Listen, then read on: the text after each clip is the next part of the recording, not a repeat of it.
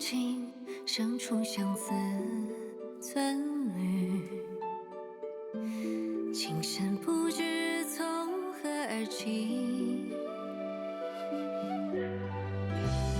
一步一句，日暮晨昏，却交付自己。何为爱，又为何期待？朝朝亮起。若为有一人懂我倔强任性，坚守的只曾是你。若为有一人刻度飘摇风雨，流离的归处是你。若为有一人护我夙夜长宁，此生的安然是你。愿交付的背后，交我的双手是你。若能许下一世长愿，岁岁如寄。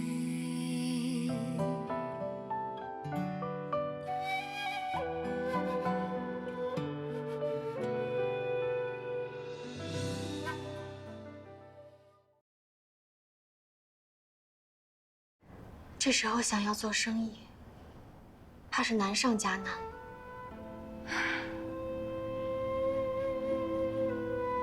娘，在官府眼里，怕是我们商人最无用，平日里十指不沾阳春水的挣银子。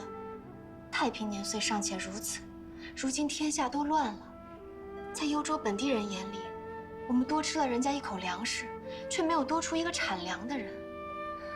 你说的对呀，我们是得有个更周全的出路才行。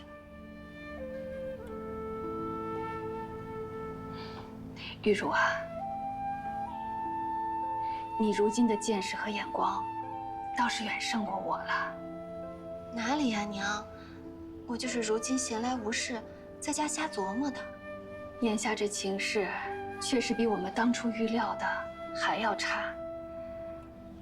唉，容我再想想吧。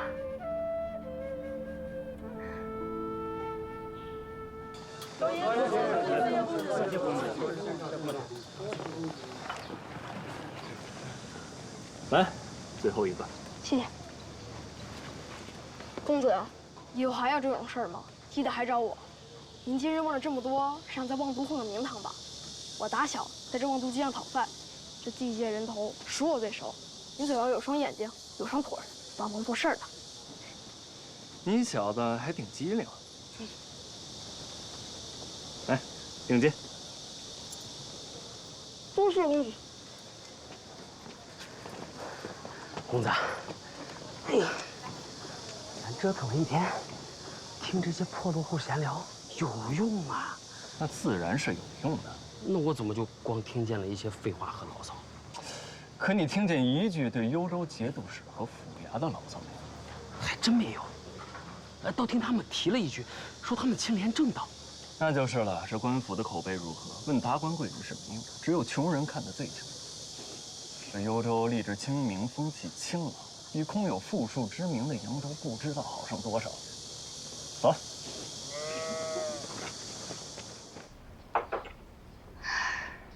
教司啊，你今日去哪儿了？就上街晃了晃。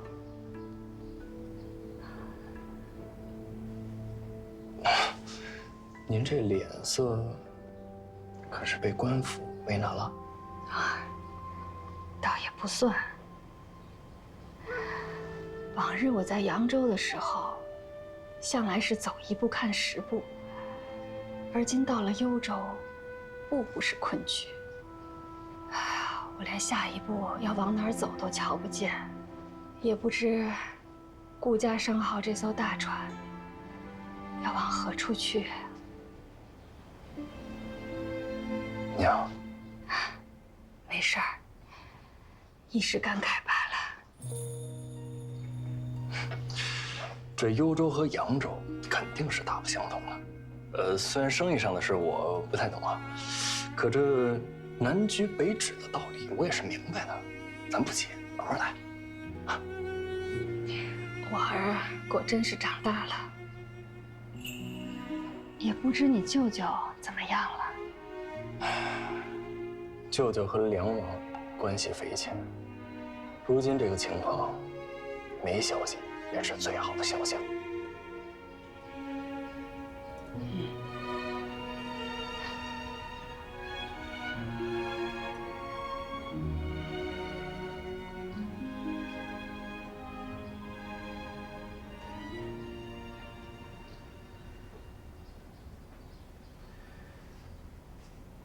娘，爹虽然回不来，可这衣冠中也该有一个吧？谁说他回不来了？你只说他随一把火去了，可你是亲眼见着了，还是真真的看见他的尸首了？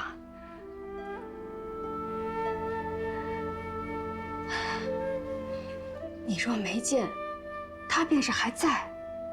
反正一日不亲眼见着他的尸身，我都不信他去了。娘，好了，这事儿以后不要再提了。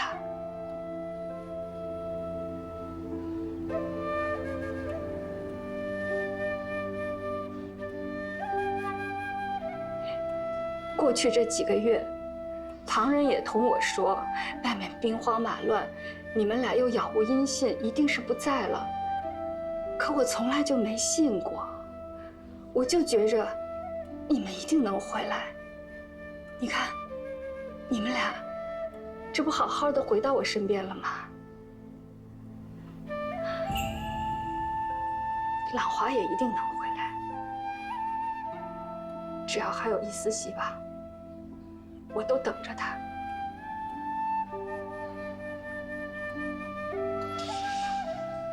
可若是一直，若是等我去了，他还没回来，你就把他的衣冠和我一同葬了。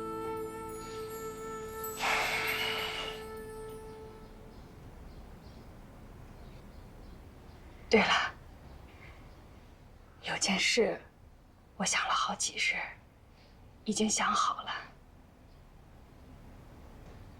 择日不如撞日，就今日说了吧。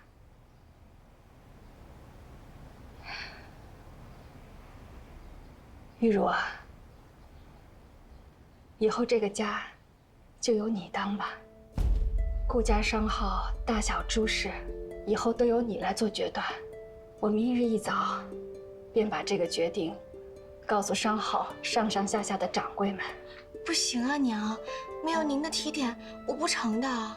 玉茹，你天赋过人，又跟我历练了这么久，如今幽州的风土人情、从商规则，我也得从头学起，没什么可提点你的了。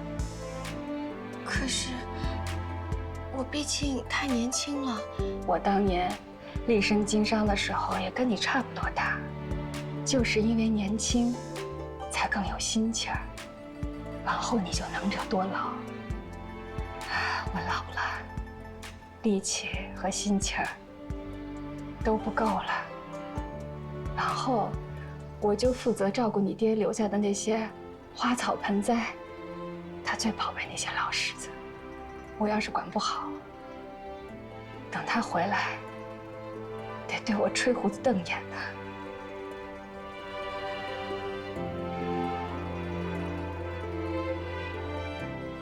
玉茹，以后这个家就托付给你了。是，娘。九思，你也得帮扶玉茹。你们夫妻俩以后要同心同德，一切以对方为重。你得为玉茹撑起一方安稳的天地来。是。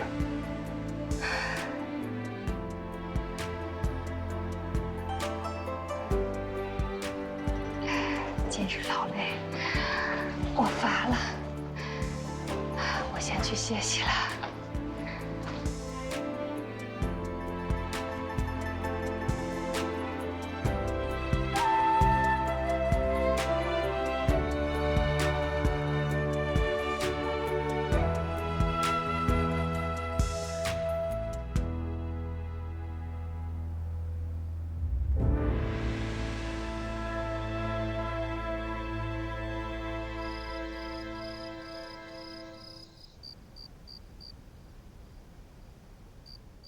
幽州和扬州气候大不相同，娘却还能把这些花草养得郁郁葱葱的，可见她花了多少心血。娘是世间少有的聪明人。其实，她心里什么都懂。只是若相信公公还能回来，就能让她心里好受些，那便让她信吧。人活在这世上，总要有个念想。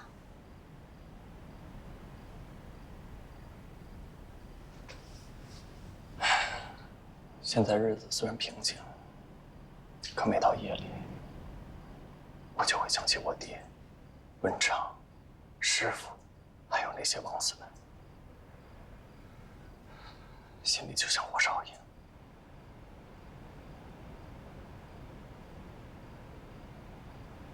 可有一天，我总是想不明白，王善权若是想要钱财，为何要将我们家赶尽杀绝呢？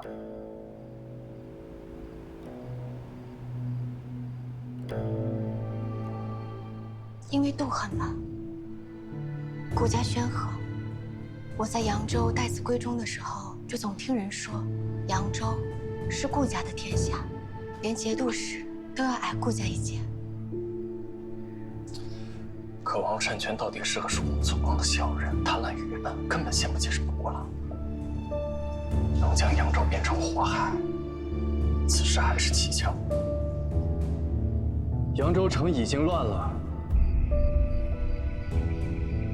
莫怕，你不过是被顾家牵连的无辜之人。也许这背后有人帮他谋划这一切。出事的那一天是我生辰，你还记得吧？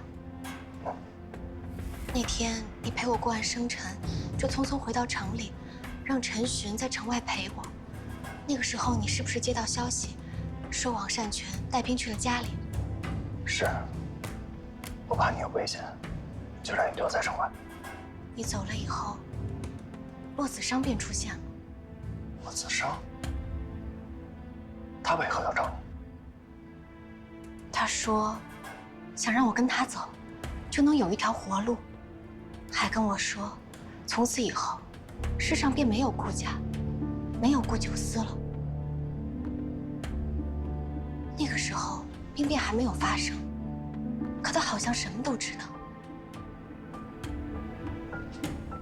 我曾查探过此人，但根本找不到什么线索。那这么说，是他在王善权背后谋划了这一切。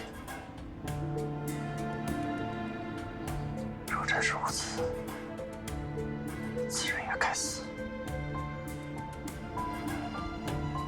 这血海深仇，迟早有一天，我会一笔一笔算清楚。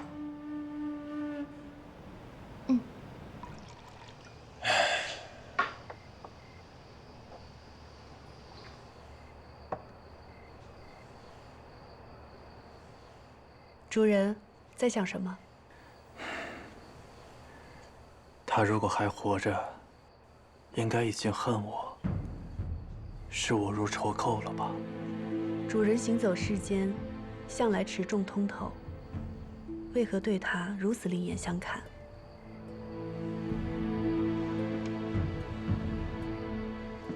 媳妇，还记得你我出狱吗？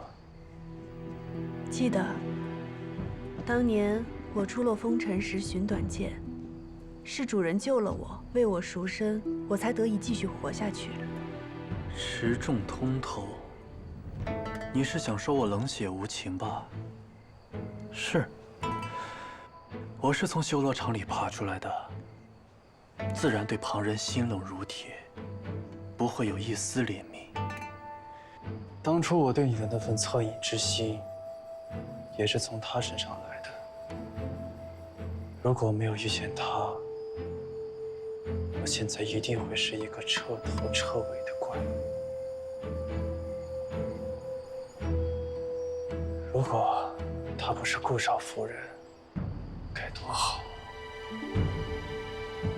只可惜，他现在一定和顾九思一起死在跋涉途中了。青州200里荒漠，寸草不生，饿殍遍野。他的身子骨又是那么孱弱。主人，有消息了。顾九思居然没有死，当真？是。他们夫妇如今已经到达望都了。他们居然横穿了饥荒之地，靠走着到了幽州。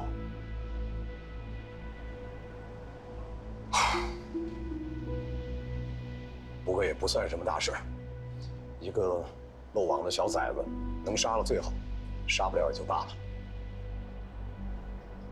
大人岂不闻斩草未尽，风吹又生？顾九思在扬州城那是有了名的纨绔子弟，娇生惯养，终日只知道斗鸡走狗。现在他老子也死了，他还能掀起什么大浪来？那大人只怕是把顾九思想简单了。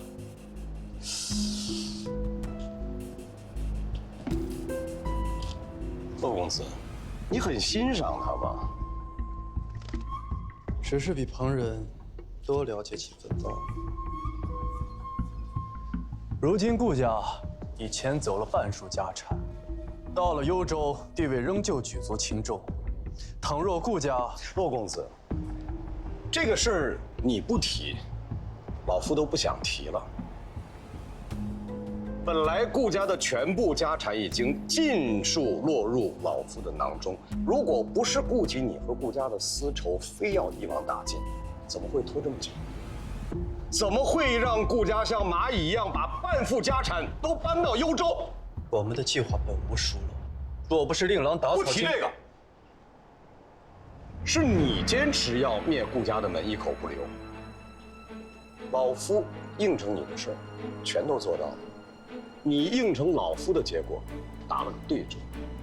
所以日后，骆公子的话，我打着折听。别教我做事。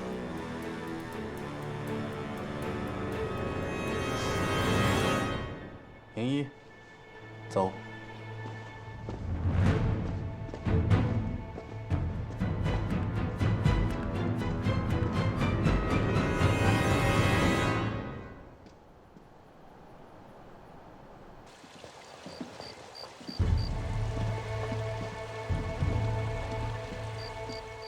这个王善权，当初求策时将主人奉为座上宾，如今乱世初定，扬州掌握在他手里，便立刻换了副嘴脸，如此过河拆桥。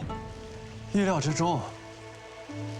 我选王善权的谋士，也不仅仅是看中了他的贪婪逐利，更是看中了他的短视和愚蠢。王善权血洗扬州，天怒人怨，待到将来天下局势初定，很多人便会来与他清算这笔账。此时他若是善待于我，那岂不是坐实我曾与他勾结，帮他谋事？那到时候血洗扬州这笔账，就要记在我的头上了。那主人的意思是，他要过河拆桥，我便帮他拆个干净。我就是要让所有人都知道，他王善权待我，也同样残忍刻薄。我与他们同仇敌忾，也只有这样，将来扬州落于我手之时，旁人才会服我。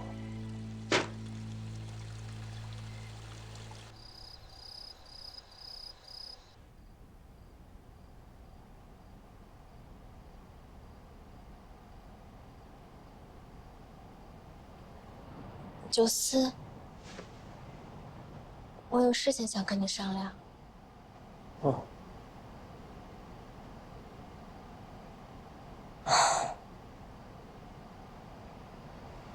算了，以后再说吧。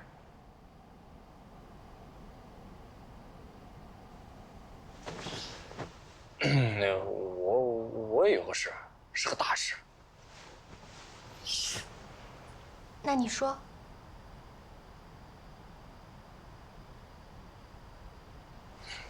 算了吧，我怕你打我。你莫不是还想着跟我和离？那怎么会啊？想什么呢你？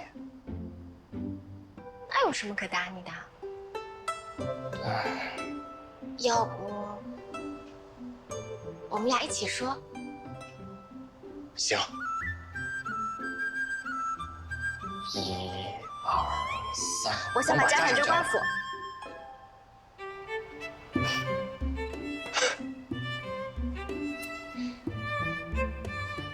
心有灵犀。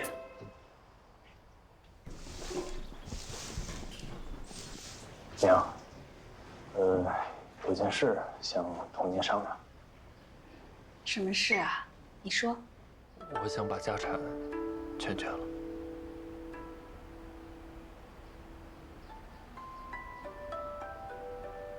全都捐了吗？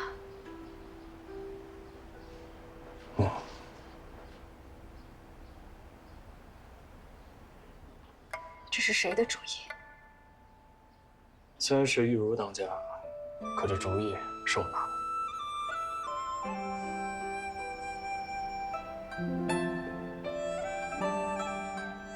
玉茹，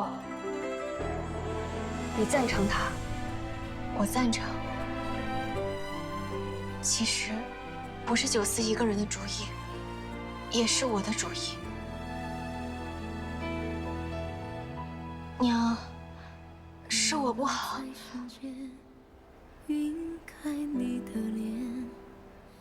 娘，您罚我吧。起来，你是顾家的掌舵人，以后顾家的事情都由你自己决定。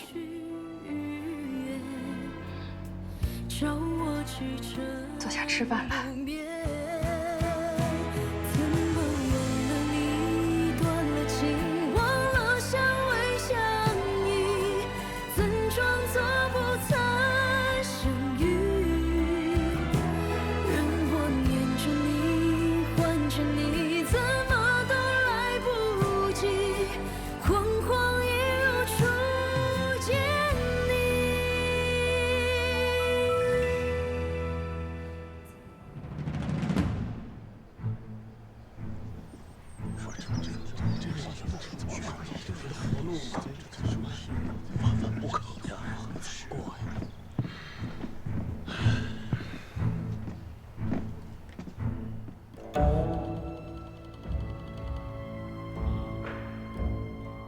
木南，去给掌柜们倒杯茶。是。慢着，茶叶不用留着捐了吗？我看也不必喝了吧。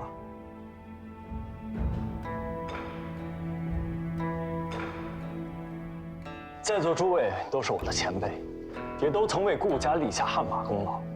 顾家的商号虽然姓顾，但也都是各为筚路蓝缕打拼下来。别了，当不起。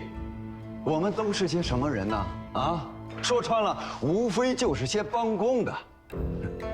宗家抬举着，穿了这身长衫，也不敢忘了自己的身份。是啊，公子就不用再说这些不疼不痒的客气话了。就是。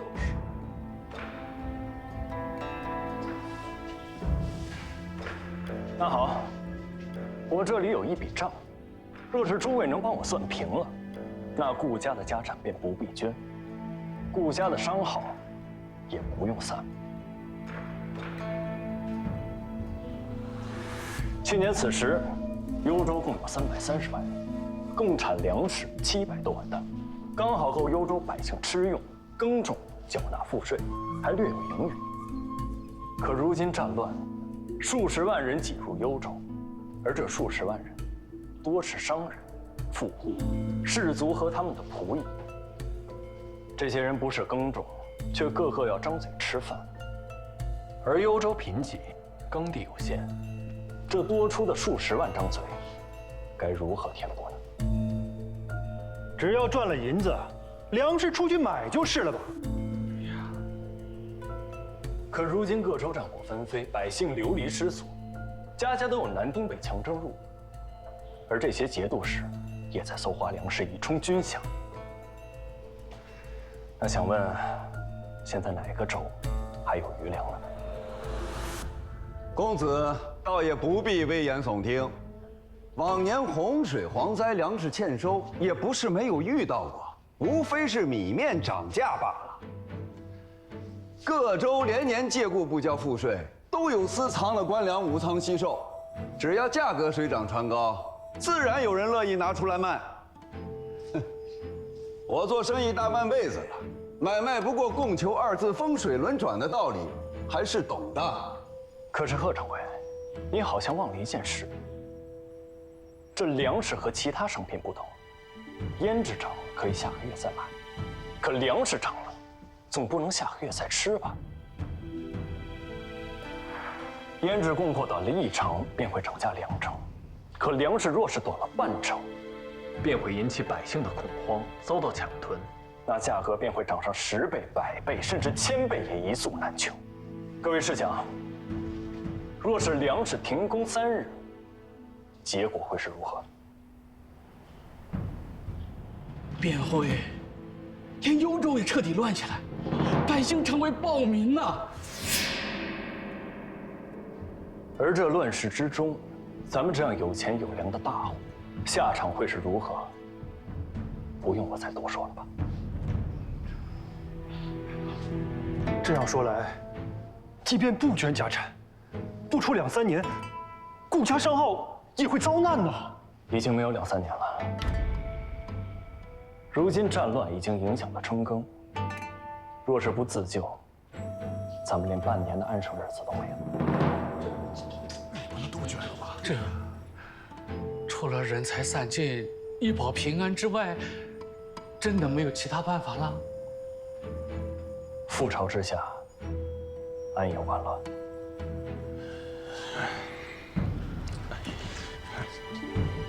公子，先前是我们一时激愤，您请多担待。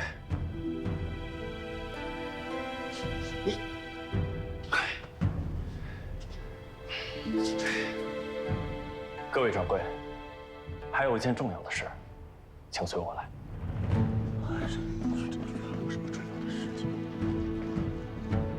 走吧。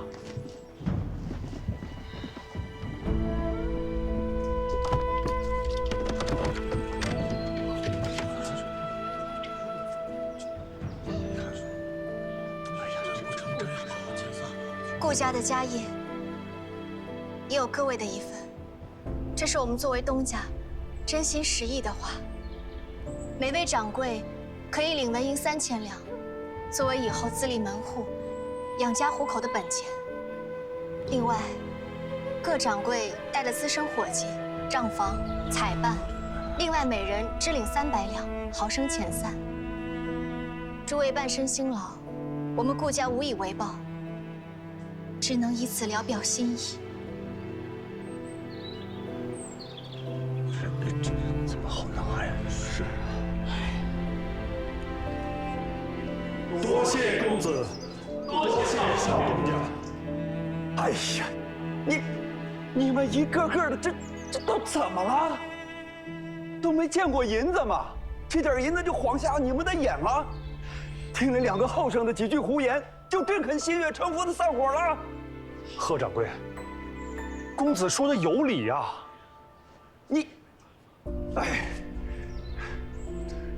我跟着顾家打拼，辛辛苦苦的大半辈子都过来了，你们2个才几岁呀？这份家业捐的可真轻巧，真舍得。这点银子就把我给打发了。贺掌柜说的是，诸位掌柜追随顾家的年资不同，为商号赢得利所做的贡献也大不相同。贺掌柜、薛掌柜和高掌柜是老人中的老人，劳苦功高，理应另有分红。我已经吩咐人在计算了。那我还得谢谢您呢！啊，这么多的银子，那可真是给我脸面了。这银子我不要，您2位留着吧。要么给他们，要走你们走，要散你们散。只要还剩下我一个人，顾家商号就还在。贺掌柜，贺掌柜。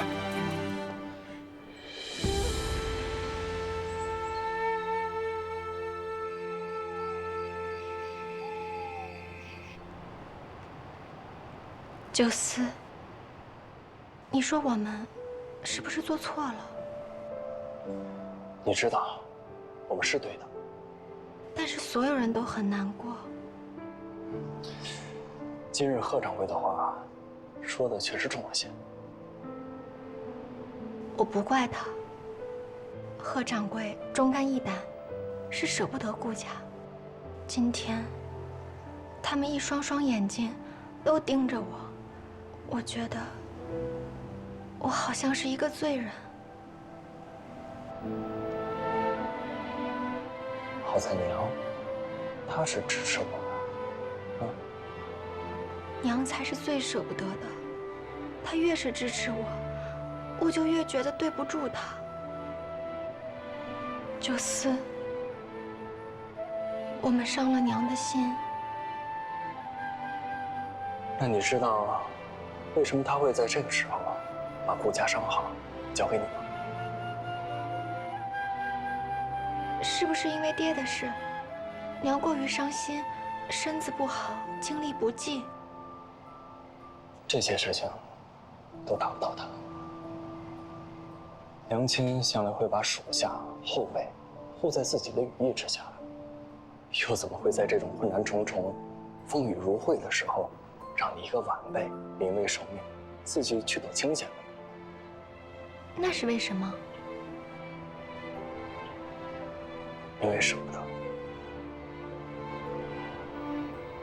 这家业，毕竟是他们老一辈挣下来的。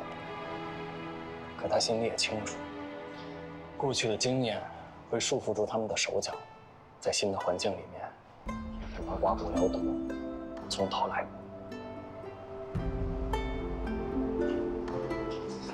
所以他才能让你去做最正确的选择。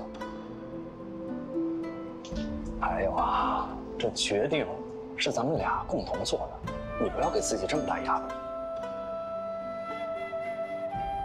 柳老板，娘既然让你掌舵，你就放手，放心大胆的去做最正确的选择。无论什么结果，咱们一家人风雨同舟。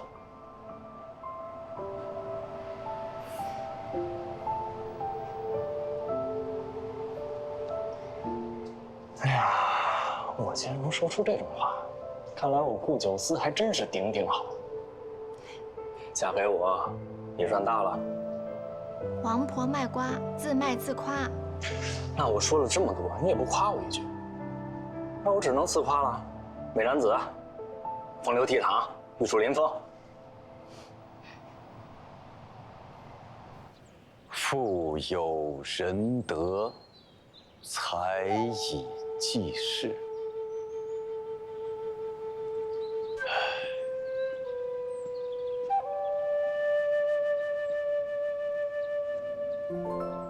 这是顾家上好的家训。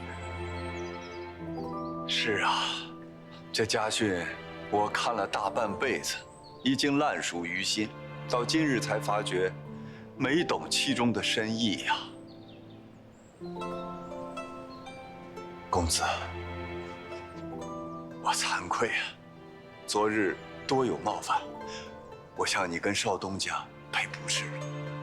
你别这么说。不，公子，是你们夫妇俩提醒了我，让我想起了这一行的家训。我口口声声说对顾家商号忠心，可是却忘了顾家商号经商的根本：富有仁德，才以济世。这是当年顾老太爷亲笔题的字啊。我听我娘说，太爷当年提这块匾的时候，顾家还只是个小商号，挣的银两只够付租金的。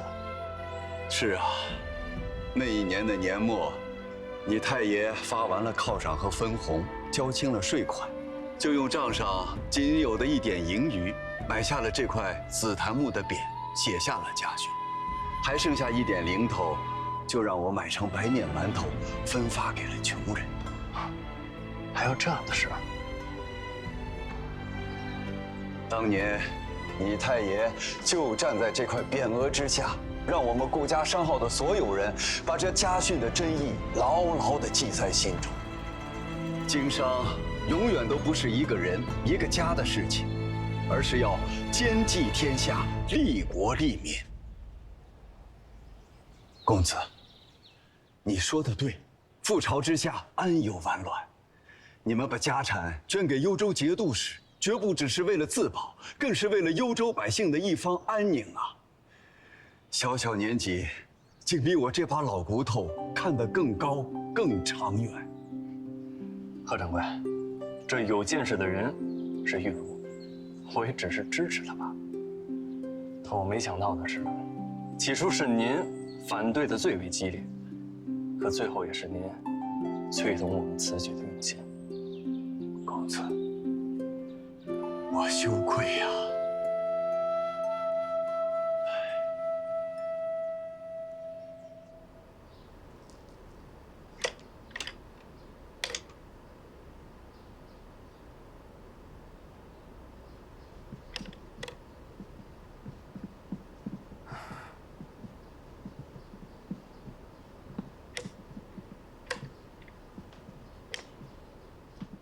聂先生，您辛苦了。少夫人，不辛苦，不辛苦。这账目昨日大家都盘过了，对着呢。您怎么又……我就想再多算一次。我在国家商号盘了半辈子账，现今这是最后一次了，我就想着再多盘一会儿，多算一次。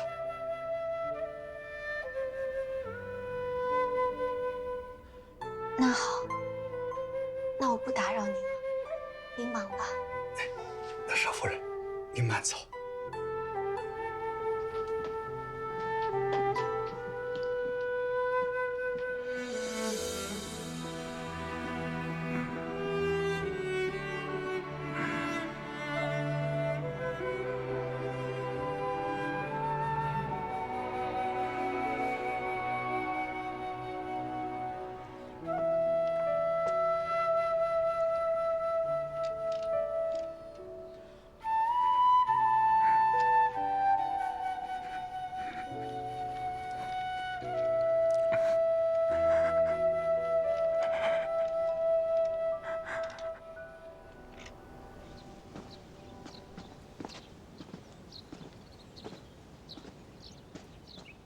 少夫人，夫人请您去花房说话。啊？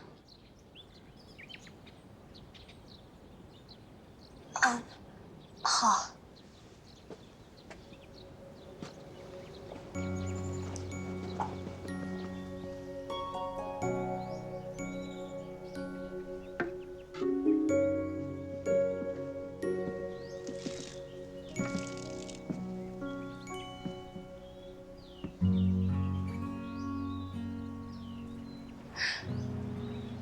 怎么怯生生的？娘，我怕您不愿意再见到我了。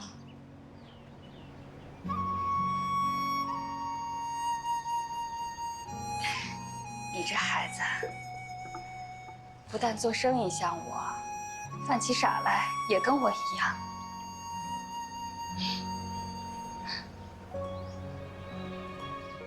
我当年刚开始掌管顾家商号的时候呀，也跟你差不多，也是这般年纪。那时候，扬州的缫丝和纺织正是更新迭代的时候，缫纺织绣开始分离。我呢，年轻气盛，看准了是个思变求存的节骨眼儿，于是我一掌家，一口气盘下了10家铺子和绣坊，一夜之间花光了顾家的所有积蓄，甚至还抵掉了顾家的祖宅。我当时要是败了，这一大家子人恐怕就无家可归了。你说，是不是跟你如今散尽家产所差无几啊？娘一向沉稳持重，没想到有这么冒险的过往。沉稳持重，那是因为年纪大了。人呐，一上了岁数，就容易因循守旧，固不自封。那后来呢？后来怎么样了？后来，那些守旧的店铺纷纷倒闭关门，而我们顾家因为顺应了时潮，反而越做越大。当时，几乎所有人都反对我，就如同你今日一样，只有我的公公顾老太爷，他支持我。他说：“疑人不用，用人不疑。”他相信我就是顾家的未来。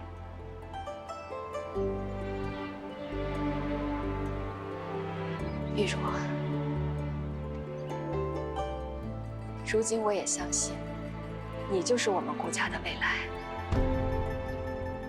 而我们顾家也一定能置于死地而后生。娘，我一定不会让您失望的。你记着，咱们是一家人，一家人就得同舟共济，团结一心。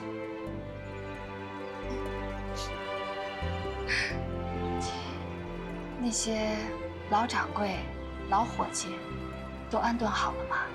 安顿好了，娘放心。那就好。多事之秋，聚散不由人。可无论如何，总要先活下去才有希望。我只盼着大家都能各自安好。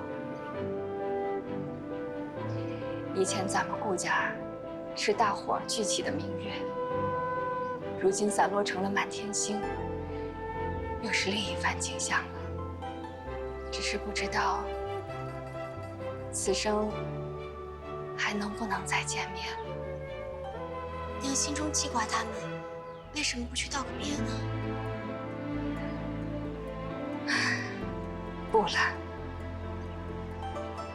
徒增伤感。人老了，经不起离别。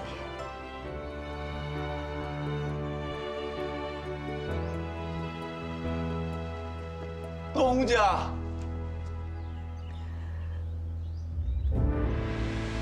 东家。